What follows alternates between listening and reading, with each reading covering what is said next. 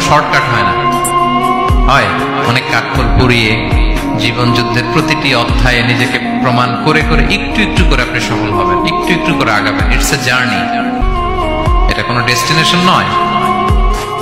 এবং সফল হওয়ার পথ পরিক্রমায় কোনো লিফট নেই, সিঁড়ি বেয়ে উপরে উঠতে হয়। কি বেয়ে? কিন্তু আমরা সফল হতে চাই কিভাবে? ডাইরেক্ট 100 তলায় তো আমি সফল, উপরে সবার উপরে আমি, এইভাবে চাই সফলতাটা। সবার উপরে উঠে যাব, গোল্ড মেডেল গলায় পরাই দিবে, আমরা সাকসেসফুল না। সফলতার রাস্তায় কোনো লিফট থাকে না, কি দিয়ে উঠতে হয়? সিঁড়ি বেয়ে ঘাম জড়িয়ে উঠতে হয়। দেখেন, শুধু আলোর মুখ দেখার জন্য মায়ের পেটে আমাদের কত সময় লাগছে বলেন তো? জাস্ট একটু লাইট।